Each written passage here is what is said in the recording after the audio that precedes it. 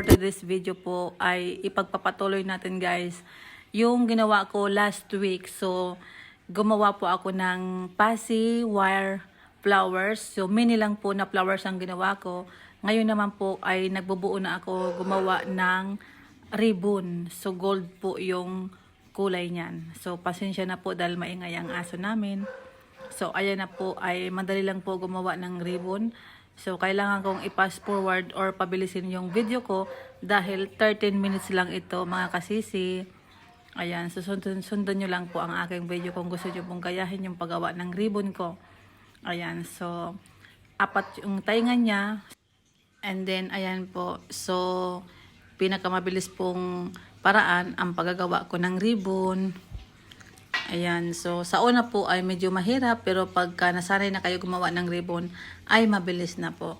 So ayan, mayroon pala akong tali. So yan pong tali na yan ay pasiwar para mabilis natin i-twist or ilak yung ating ribbon sa likod. Gusto ko kasi nakalak din doon sa plastic bag yung ribbon para kahit na mayroong glue gun hindi siya matatanggal. So next ay yung mga ginawa ko na mga mini flower. Last week ko yung ginawa. So ngayon ko na siya ibubuo dyan sa ating ribbon. Ayan, so makikita na nyo guys yung finished product nyan maya maya lang po ng konti. Ayan, so mag-ano muna tayo. Mag-tutorial kung paano nga ba mag-design sa ating ribbon. Ayan yung aking plastic bag.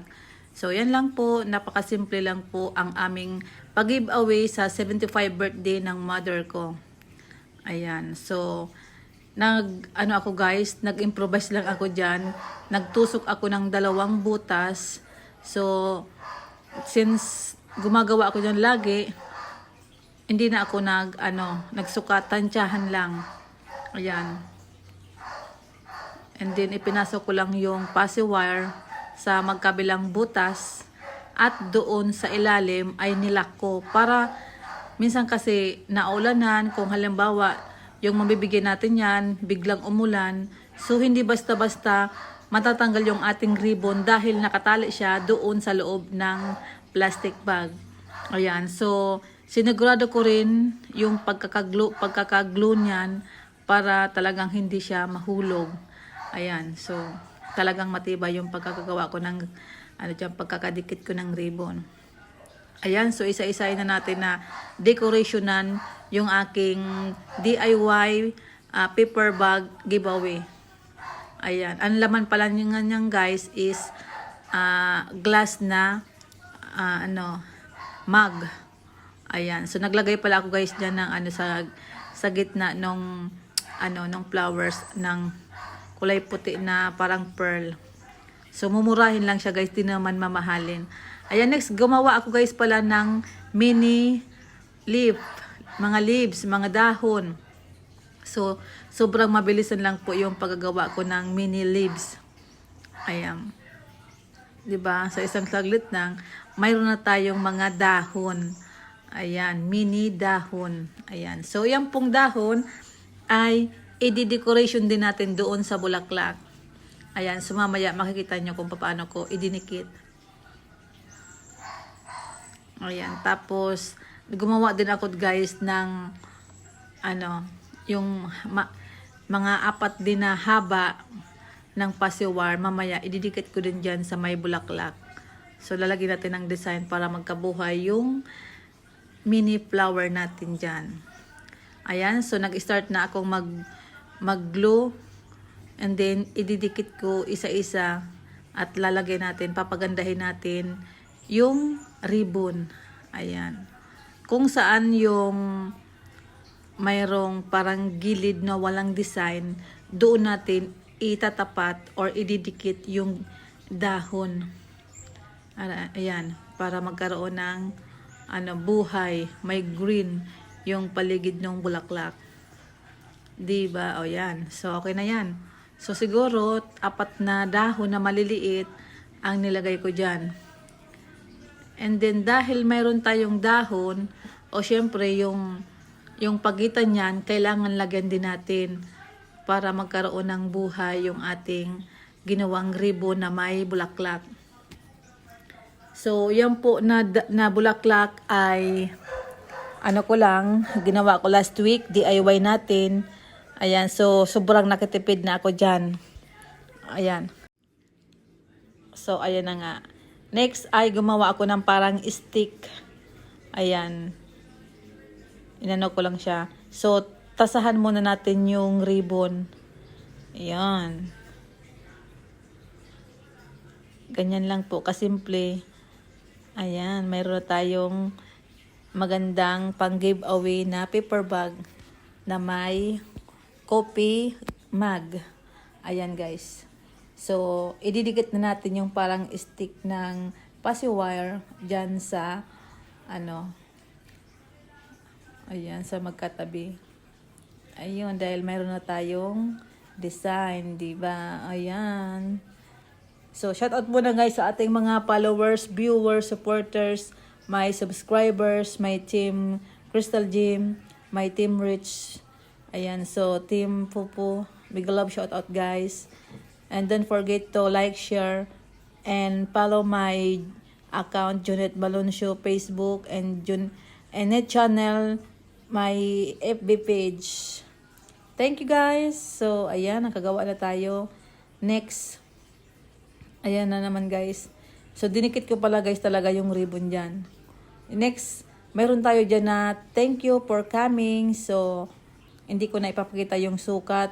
Tansyahan lang yan guys. Kasi, depende guys sa gagamitin nyo na paper bag. Kasi kung mayroon akong sukat, baka magaya nyo. So, nakadepende yan guys sa laki, sa liit na gagawin nyo na pang giveaway na paper bag. So, kaya tansyahan lang yung paggagawa ko dyan. Ayan, so, kunting piraso lang yan. 10 piraso lang ata yan na ginawa ko para mayroon din lang kaming remembrance para sa mother namin. Ayan, so piling-pili din guys yung pagbibigyan din namin ng giveaway na yan.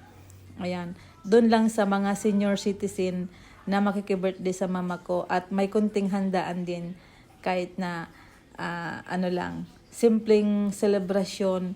Ayan, so pinabungga-bungga ko lang ng paggawa na lang yan. Mag-ano na lang ako guys, magbawi ako sa DIY ko na paper bag. Diyan na lang ako magbabawi sa giveaway na ibibigay ko sa mga senior citizen. 10 piraso lang yan po na ginawa ko.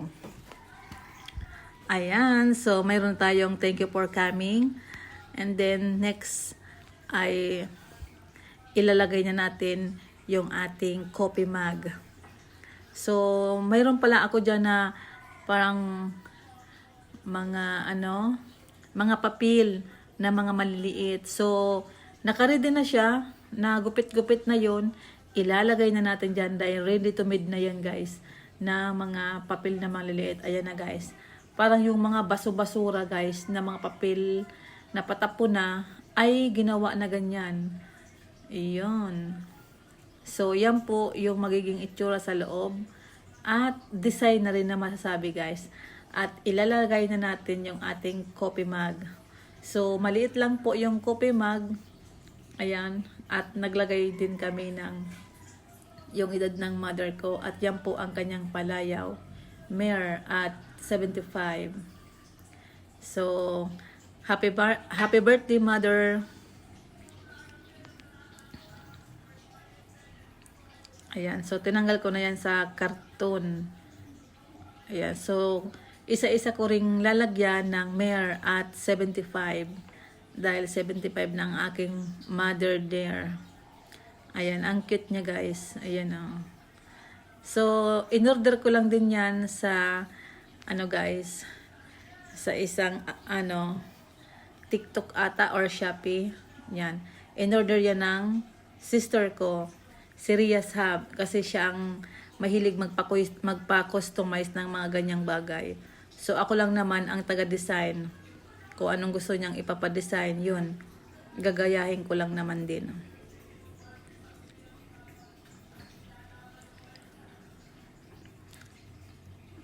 Yung pala niyang guys, dahil nagpa-customize kami, so nilagay niyang guys is makapal. So, ididikit ko yan guys dyan sa mug. So, hindi naman siguro yan masisira. Dahil sobrang dikit naman talaga yan. Yan. Makapal na yan guys na ano, na parang tape na yan. Yan. At nakadikit na dikit ko yan talaga dyan. Diba? So, mayroon na tayong pag-giveaway. Ayan. Dahil mahal namin ang aming mga dahil mahal namin ang aming magulang. So, kaya naman, kahit sa simpleng bagay, simpleng pag-giveaway, simpleng, ayan, na ibibigay niya sa mga kapwa niya, senior citizen, ay gumawa talaga ako ng pag-giveaway na design. So, yan naman po ay sponsor ng aking sister. Ako lang naman din ang nag-design. Kumbaga, nilagyan ko ng buhay yung paper bag na walang kalatoy-latoy. Ano ba yan? Plastic lang yan, tas pinaganda ko lang. Ayan. So, okay na siya guys. So, that's it guys for today's video. Thank you for watching. Shout out to all. Ayan na ang aking finished product. So, 10 pieces yan guys na ginawa ko na paper bag na may mini bag. So, happy mother. Happy na si mother ko dyan. Happy Mother's Day and happy birthday mother. Ayan. So, thank you guys for watching. That is guys for today's video. See you on my next vlog. Ayan, so shout out to all. Thank you guys always nyo support nyo sa aking channel kahit na minsan ay ano lang ang ko guys, ang pag-support ko at pag-upload. Ayan, sana ay nagustuhan nyo ang aking video for today. Ayan, maraming salamat guys sa aking supporters, viewers. Ayan, ang cute niya.